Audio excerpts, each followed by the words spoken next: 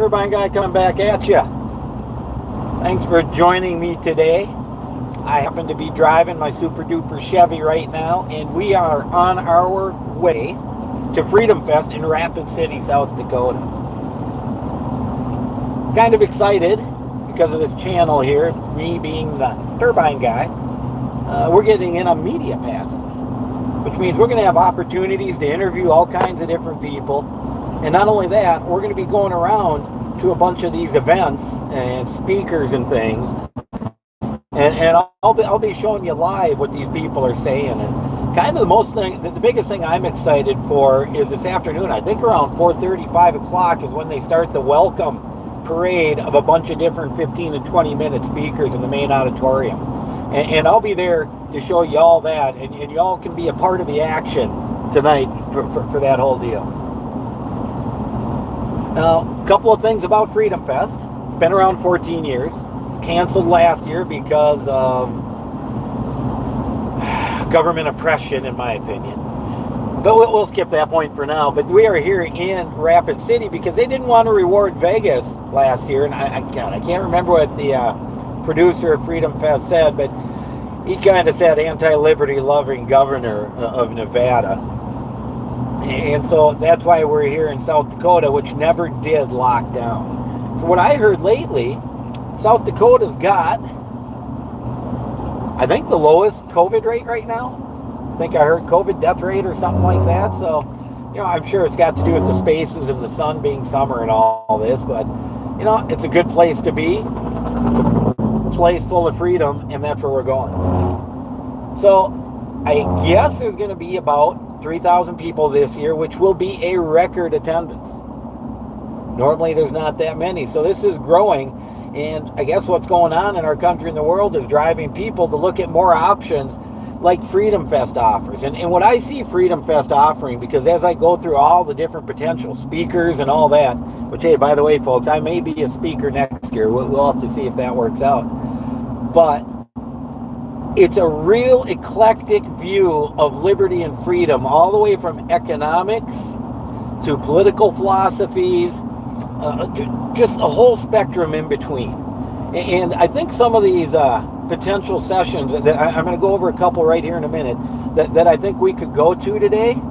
And, I'll go there. You can come with me and listen to these people speak, are going to show you the wide variety I'm speaking of. Now, we got to be there by 1 to check in, and I think we're going to be there around noon, so there's no problem there. And my only problem with today is the 4 I really want to watch, the 4 speakers that are most interesting to me, are all at 1 o'clock. So I'm going to have to kind of choose 2 out of the 4, I think, and kind of split it. And then we got a couple other interesting ones at 3 o'clock to think about, too. But at 1 o'clock, what do we have available? At 1 o'clock, we have Achieving Harmony Among Liberty, Ecology, and Prosperity. And who's that speaker? There's John Paredes, John Baden, Jeremy Carl, and Dave Johnson. Now, that one really stands out to me because y'all know I'm the Turbine guy. Y'all know I'm for green energy. Y'all know I'm anti-government and for people taking care of themselves, not relying on others.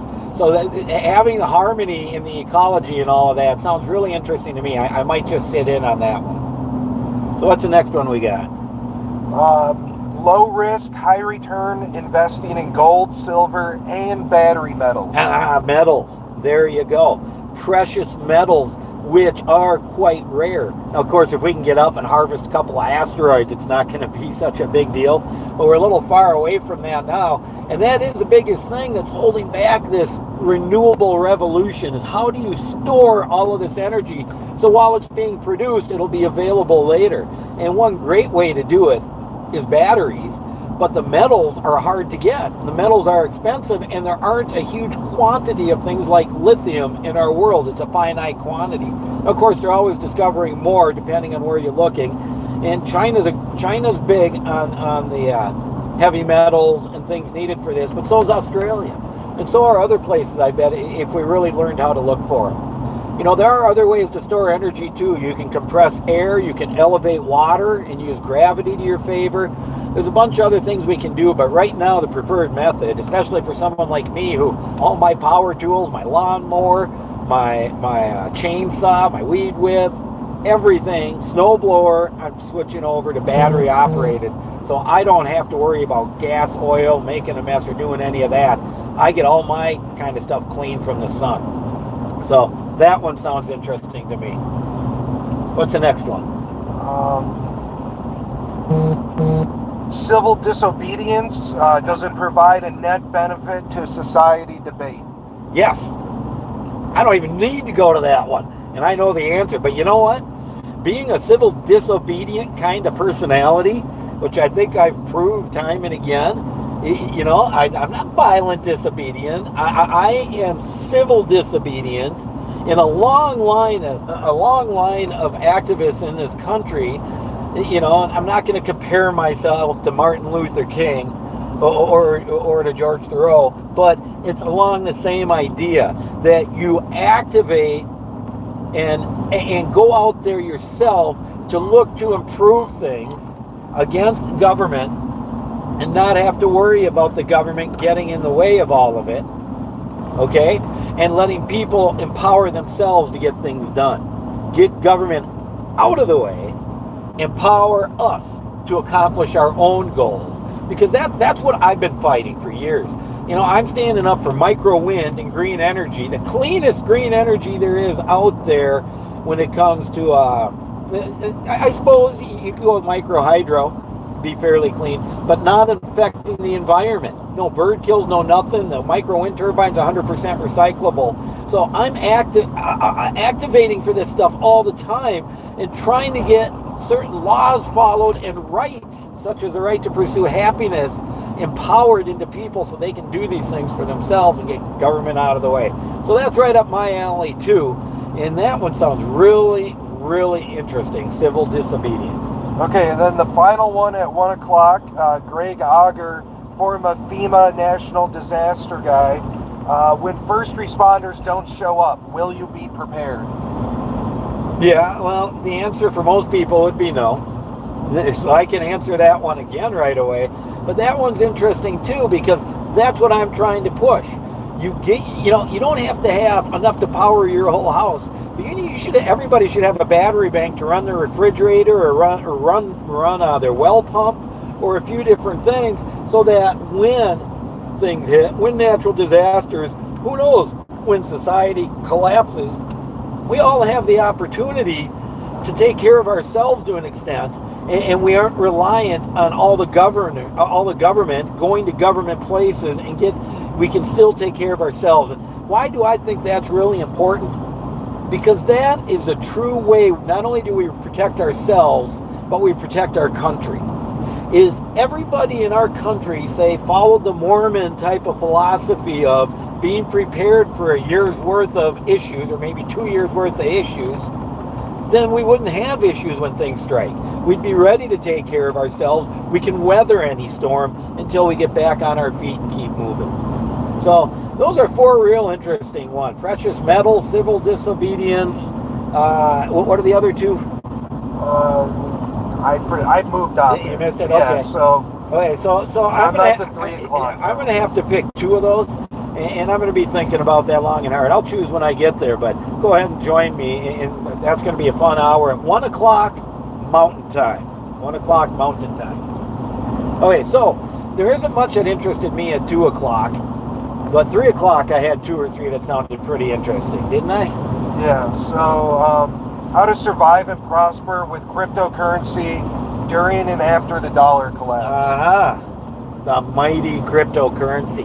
Now that would probably be fun to be there for the whole hour, and I bet a ton of people out there would love for that. So I might stay there for the whole hour on that one, depending on how the discussion's going.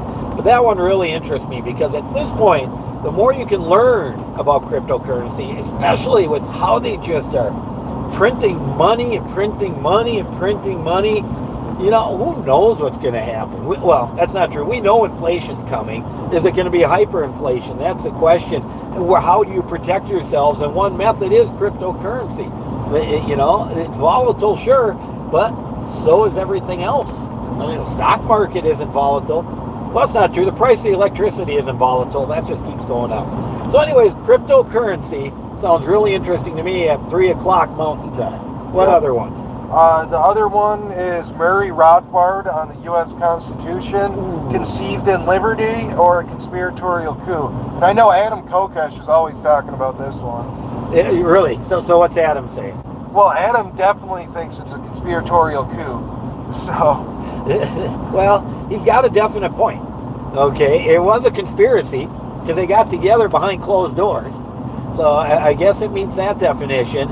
And I'm not so sure if coup is quite the right word because they didn't take over the government. They formed their own government. So it's a little different that way. But that sounds really interesting. You know, looking at the validity of the U.S. Constitution in respect to, is it really a document of freedom or was it a bunch of people getting together to take over? Would that be a good way to put it? yep.